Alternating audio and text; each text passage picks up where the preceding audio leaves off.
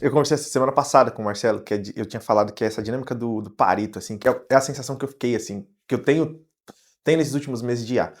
Hoje, como tudo é muito rápido, a gente consegue chegar no 80-20 muito rápido. Muito, muito rápido. Então a gente não precisa contratar um motion designer para fazer um vídeo pro Web Summit.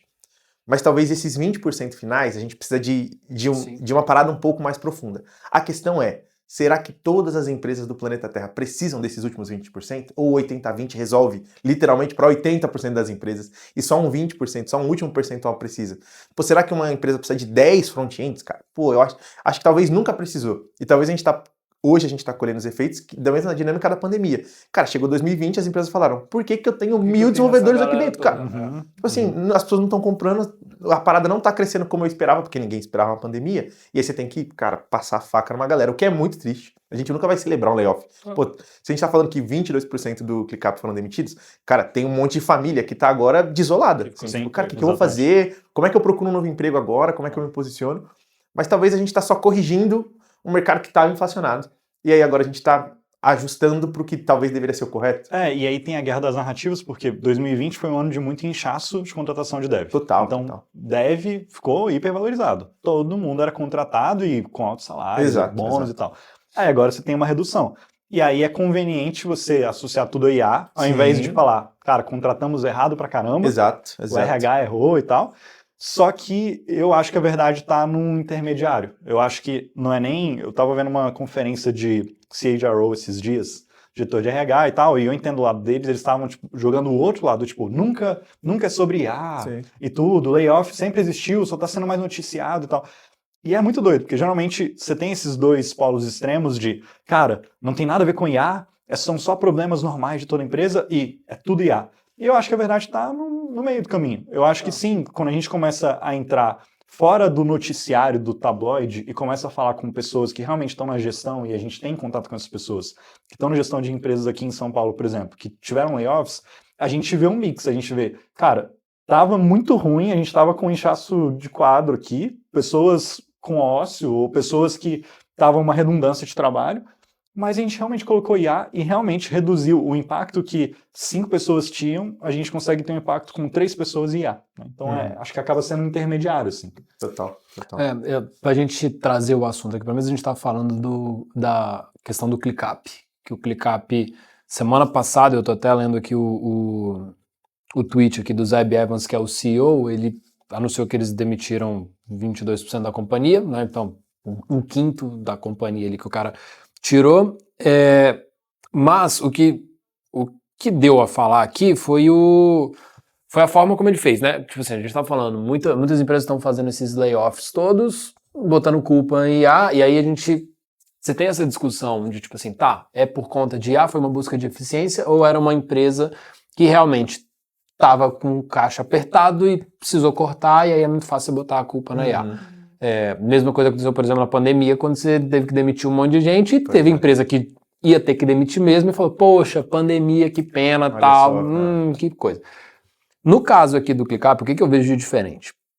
É o que eles vão fazer com a economia disso, que aí eu acho que foi talvez uma das primeiras empresas que se posicionou dessa forma de a gente está reduzindo 22% da companhia, mas o dinheiro que a gente usava aqui não vai ser economia para a empresa, a gente vai redistribuir isso entre todo mundo que ficou. Então aí eu acho que é um tópico legal, porque a gente começa a falar sobre busca de eficiência com quem ficou e não simplesmente, tipo assim, cortamos e continuamos igual. É tipo assim, cara, cortamos, mas essa galera aqui eu vou dar a oportunidade desse pessoal ganhar muito mais, sendo mais eficientes, que é um conceito que ele usa aqui de 100x organization, né? Organização 100x. Fazer com que as pessoas basicamente sejam 100 vezes mais produtivas, que ele viu que tinha gente que usando IA conseguia entregar a produção de 100 pessoas do nível dele, tinha gente que conseguia entregar o de 10. Então na cabeça do cara foi, tiro esses de 10 e fico com os de 100, que eu tenho um time muito menor, mais fácil fazer gestão, e os caras estão entregando lá em cima. Faz sentido, muito bom. Eu acho que a gente vai ver mais empresas indo nessa linha. Não é tão simples assim. Né? E a gente vai ver muita gente usando esse discurso para justificar uma quebra de caixa e, tipo assim, pô, tá apertado, eu preciso demitir. Né? Então, eu acho que toda a discussão em cima do ClickUp, ela roda em cima disso. Né? É uma busca de maior eficiência organizacional dentro da empresa usando IA, que é algo que a gente vê na prática. Existe, assim... E tem um maior ganho de eficiência, que beleza você fazer mais com menos, mas também tem o caminho, a gente tem conversado sobre isso com algumas empresas, que é, cara, eu quero fazer muito mais, muito além do que eu fazia antes e mantendo os recursos. Então você não tem layoff, você tem a adoção de IA. Eu quero expandir, né? Exato. Porque você tem os dois caminhos. Cara, eu quero manter o mesmo resultado, só que com um menor custo e ter uma margem maior. Ou eu quero usar IA no marketing para aumentar muito minha demanda, ter IA nas vendas para conseguir capturar essa demanda e ter IA na entrega para, de fato, ter um resultado muito grande. Sim. E aí é curioso, assim, não tem nenhum estudo ainda que mostre essas diferenças, mas eu tenho percebido muita essa diferença cultural quando a gente vai olhar benchmark na Europa e aqui nos Estados Unidos e Brasil. Eu estava vendo uma entrevista esses dias com alguns CTOs que estavam comentando sobre isso. Geralmente o cliente europeu ou o parceiro estratégico, a empresa que você está atuando na Europa com IA, ele tem uma cabeça totalmente diferente dos Estados Unidos. O americano já é tipo, cara, eu quero mais dinheiro, tipo, mais profit, coloca aí, não tem regulamentação nenhuma e só vai. Europa, principalmente ali UK, tem muita questão de regulamentação, de compliance e tudo, é mais burocrático, então a evolução é mais lenta, mas não só isso, o europeu também tem uma cultura que não é só a cultura capitalista americana de crescimento a qualquer custo. Os caras têm já uma ideia de work-life balance e tal, e aí é comum, assim, vocês começar a pesquisar artigo europeu sobre IA, os caras falam sobre IA para você trabalhar menos, para você chegar em casa mais cedo e tal. Já o americano, e eu vejo isso muito no brasileiro também, zero sentimento disso. Tipo, não, cara, chegar mais cedo, caramba, assim, vou chegar em casa no mesmo horário, só que eu vou produzir o que eu fazia em 3 dias, a gente vai fazer em 1. E com mais gente e tal. Então, tem essas diferenças culturais, e eu acho que esse ponto que você trouxe, Rodrigo, é o legal que é o ponto de decisão. Você faz o que você quiser. Você pode demitir uma galera e ter mais eficiência, ou você pode manter o mesmo quadro, colocar IA na mão de todo mundo e expandir. O que eu acho legal aqui, eu estava lendo aqui o que ele colocou no Twitter, ele separa aqui, ele fala aqui dos builders, dos agent managers e dos frontliners. Que é um negócio bem legal. Ele fala, os builders são os engenheiros, são os desenvolvedores, né? Então aí ele fala aqui, o que ele percebeu para ele tomar essa decisão. Os engenheiros desenvolvedores, ele falou assim, cara, o que os meus melhores desenvolvedores faziam? Eles revisavam códigos de outros desenvolvedores. Então tinha um time gigantesco de desenvolvedores, os meus melhores revisam o código da galera, que é como normalmente acontece. Sim. E aí ele começou a ver que, tipo assim, cara, isso é um gargalo meio ineficiente dentro desse mundo de IA, porque se eu pego esses meus melhores, eu tiro eles do meio desses outros caras mais júniores e falo assim, agora você vai criar código sozinho usando um agente e você vai revisar o código do seu agente. Os caras começavam a produzir muito mais, porque aquilo... Ele pedia pro agente fazer, ele revisava o que a gente fazia. A gente sabe como é trabalhar com gente, você pede um negócio de uma pessoa, vem qualquer outra coisa, aí você tem... Então, fica naquilo. Então, essa foi a mudança que ele fez nos builders, né, que ele chama. Aí ele fala ainda dos product managers, que ele fala que, tipo assim, a função de PM e de design de produtos começa a juntar. Não fazia mais sentido você ter 2 pessoas diferentes, porque os gargalos de uma e de outra, com o IA, você meio que conseguia trazer a pessoa para o meio do caminho, o que é muito legal também. E aí ele fala dos systems managers, que são os caras que vão ficar fazendo toda a gestão de orquestração disso tudo, dentro da companhia, e os frontliners, que eu achei muito legal, que é o sentido de tudo que envolve relações humanas a gente não vai colocar IA. Então, na parte de atendimento eu não quero colocar IA, eu quero deixar mais pessoas fazendo isso. Na parte de vendas eu quero deixar mais pessoas. Então, tudo que é back-office aqui para trás eu vou colocar IA, tudo que for lidar com clientes, a ponta da companhia ali, eu quero usar humanos. Eu acho muito legal essa maturidade de entender aonde que entra o humano, onde que entra IA, porque hoje em dia com o IA, cara, todo mundo quer usar IA em tudo, e acha que IA vai tornar a gente mais eficiente em tudo. E aí daí que vem o discurso de tipo assim, IA vai tomar todos os nossos empregos. Cara, não é bem assim, tá bem distante disso, na verdade.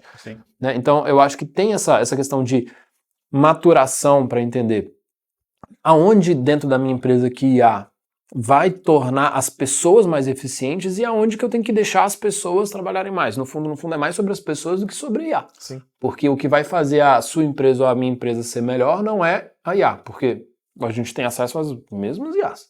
No fundo, todo mundo. Agora, o meu time é diferente do seu time. As pessoas do meu time são diferentes dos seus. A forma como o meu time usa AI é diferente da forma como o seu time usa. Aí você tem uma vantagem competitiva, uma diferença, que é o que vai diferenciar uma empresa da outra. Total.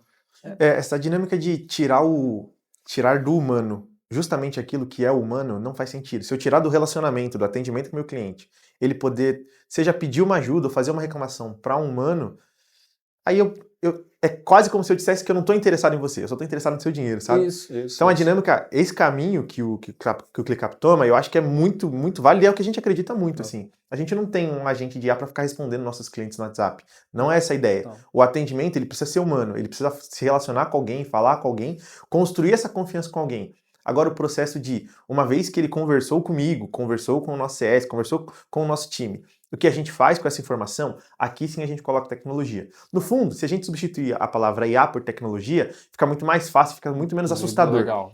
Quando a gente fala de IA, as pessoas ficam com medo, meu Deus, vai tomar meu trabalho. Mas é um processo de adicionar tecnologia. A tecnologia do momento é essa dinâmica de uma grande inteligência, um modelo grande de linguagem que já toma algumas ações dentro de uma caixinha. Mas a tecnologia é o processo de ter colocado o Word, o Google Docs, colocado essas ferramentas tecnológicas para te ajudar no seu trabalho. Mas a gente não parou de trabalhar porque o Google Docs surgiu, sacou? O trabalho do PM não acabou porque o ClickUp apareceu. Pelo contrário, a gente só tem uma forma mais clara e mais organizada de trabalhar. Você ganhou uma ferramenta. Exatamente, é ferramental. A gente entende o medo. E é comum, quando você vê uma notícia dessa de um layoff desse tamanho, você fica, caraca, acabou pros PMs, que é a minha cadeira. Putz, acabou pros devs. Cara, não acabou. Mas se você não se adapta a essa dinâmica, e óbvio, parece até redundante, mas se você não se aproxima da tecnologia e entende onde funciona e onde não funciona, cara, você vai ficar para trás. E aí talvez o teu CEO vai estar olhando para você e falar, cara, com IA você tá só 10 vezes mais produtivo. A gente precisa de... Eu preciso do cara de 50, de 80, de 80, de 100, sacou? Eu acho que o conceito muito legal aqui é aquilo que a gente fala muito do time de uma pessoa só. Exato. Né? Porque é você começar a olhar para a sua função dentro da companhia e você pensar assim, como que eu uso IA para eu não precisar das outras pessoas? Como um exercício, não como uma regra de tipo assim, não vou precisar das outras pessoas, mas como um exercício de, se eu sou um vendedor e eu sou um closer e eu precisava que um SDR fizesse a primeira qualificação para eu fazer o fechamento, como que eu uso IA para eu reduzir a necessidade de eu ter um SDR?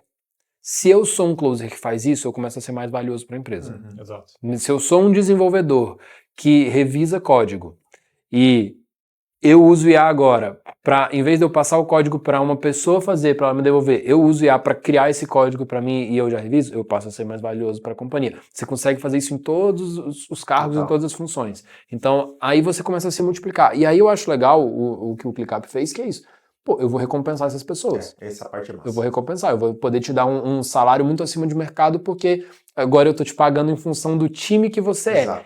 Isso é muito legal, porque aí é quando a gente fala que a gente está vivendo talvez a era mais interessante para você conseguir se autodesenvolver profissionalmente, porque não exige curso, não exige formação, exige, cara, curiosidade e vontade de entender o jogo que você está jogando. Como que eu me torno mais valioso para minha companhia sendo multiplicando as minhas valências, multiplicando as minhas funções. Né? Sim. Eu enxergo muito como se fosse um ótimo momento para quem é multidisciplinar. Sim. Então, se você tem diversos interesses, esse é um momento para aquele profissional que quer exercer várias atribuições, que tem interesse às vezes em várias atribuições. Eu lembro que quando eu comecei a minha carreira na Oracle, me falavam, né, você tem uma carreira em Y, você pode crescer para um lado de gestor ou você pode ser uma especialista. Então você só tinha duas oportunidades antigamente. Sim. Ou você fazia uma gestão de pessoas, ou você fazia uma gestão de processos muito específicos, então você se tornava uma especialista naquilo que você fazia. E eu ficava pensando na época, poxa, mas eu gosto de fazer muitas coisas. Eu tenho, assim, sou uma pessoa que joga para o lado multidisciplinar. E eu enxergo que aqui mesmo na nossa empresa, né, no Dalton Lab, a gente tem pessoas multidisciplinares. E acaba que quando a gente entende como implementar a IA da maneira certa e usar ela para o nosso benefício, isso acaba se tornando uma potência. E mesmo quem é especialista, ainda assim eu fico pensando no nosso time de desenvolvimento, assim, os nossos desenvolvedores são especialistas, mas ainda assim eles conseguem trabalhar com a multidisciplinariedade dele, que eu acho que olhando no viés de funcionário, isso te dá uma oportunidade de você sentir muito mais satisfação no seu trabalho, porque você não tem que ficar atribuída a uma única função, você pode extrapolar um pouco mais ali o escopo, né? E trabalhar em outras áreas, como se fosse aquilo que a gente estava conversando semana passada. A gente tem desenvolvedor fazendo campanha de marketing. A gente tem alguém de negócios que faz web design. Então, a gente extrapola bastante esse viés e eu acho que o funcionário, os ICs, né, que a gente fala, tinham muito medo dessa questão porque a IA, ela estava vindo com um discurso muito negativo, né, de tá tirando o trabalho. E querendo ou não, gente... É muito essa questão de funcionário ter que se requalificar, né? É uma requalificação que a gente precisa ter dentro do mercado. E agora que eu enxergo que, com o caso do ClickUp, finalmente a gente está indo para o lado positivo disso, que é exatamente, você precisa ter uma requalificação ali do seu quadro de funcionários, mas ao mesmo tempo você tem o outro lado, que é, agora você tem um funcionário extremamente valioso. Como é que você, que nem surgiu nos Estados Unidos algumas semanas atrás, o que a gente fala muito aqui do time de uma pessoa só é o High Impact Individual Contributor. Então, é o HIC que eles estão falando nos Estados Unidos agora. Que é basicamente, um caso super interessante que chegou um gestor, ele seria o gestor de uma equipe, ele seria convidado, né, para montar uma equipe, e a oferta que ele fez, né, salarial ali para a empresa foi, você não precisa me contratar uma equipe, você pode me pagar o que você pagaria para a equipe. Isso é muito legal. Como é que você precifica um funcionário assim? Porque ele disse, eu vou trabalhar só com a gente já. Então é uma nova era onde funcionários estão começando a receber, assim, como você se precifica, né, esse funcionário, no caso? Eu acho isso muito legal porque, tipo assim, é aquela situação de ganha-ganha, né? Se eu sou um cara que, para a empresa, eu tenho o valor de 10 pessoas... porque eu consigo virar para a empresa e falar, tipo assim, relaxa, não precisa contratar 10, que eu consigo entregar o de 10 aqui, tá? Mas não precisa me pagar o valor de 10, porque senão fica, às vezes você vai preferir ter os 10, porque senão você tá dependendo só de mim também. Mas me paga de 5, me paga 5. Eu tô feliz da vida, eu ganho. Eu tô feliz da vida e você economizou, e você tem que fazer gestão de um cara só. Exatamente. Então, tipo assim, eu acho isso muito legal. Só que aí é aquilo.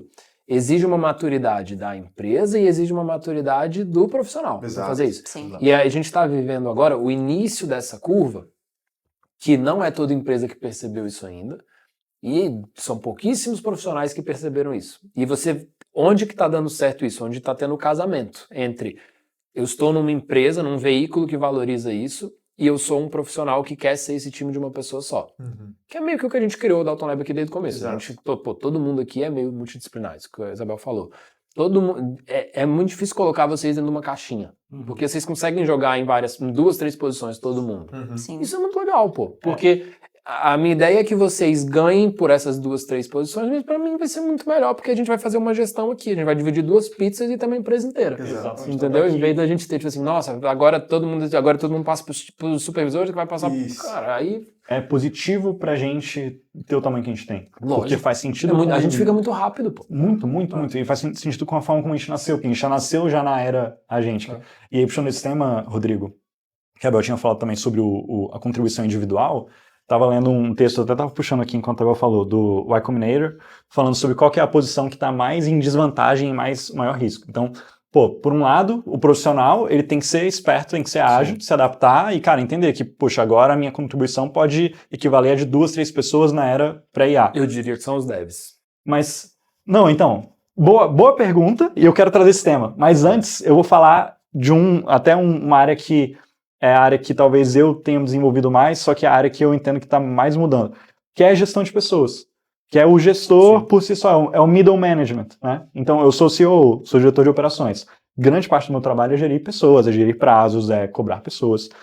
Só que o cara que é só gestor, de acordo com o Y Combinator, e eu assino embaixo, esse cara está em ameaça. Porque se o trabalho dele é só cobrar outras pessoas de fazer o trabalho... Isso não, daqui a pouco não vai ser mais necessário. Não faz sentido.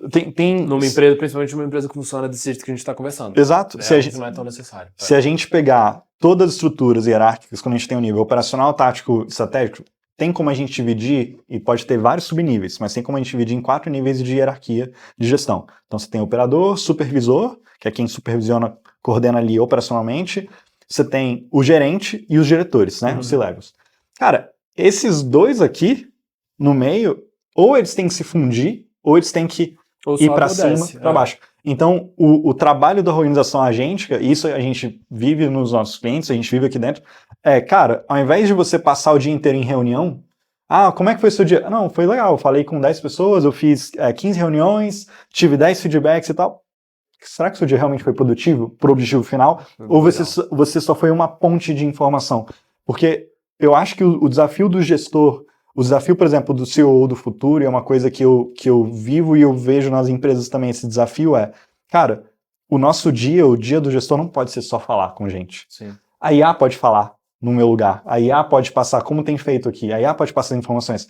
Agora, se no final do dia eu fui um pouco mais estrategista, um pouco mais planejador, ou fui um pouco mais operador, construir coisas novas com base no conhecimento, melhor dos mundos. Esse negócio que você falou do cara do meio ali, ele subir ou descer, isso é interessante porque às vezes a gente fica com preconceito sobre o cara que vai descer pro operacional, né? Exato. Porque a gente sempre cara, todo mundo sempre entende. O diretor tá fazendo tal coisa.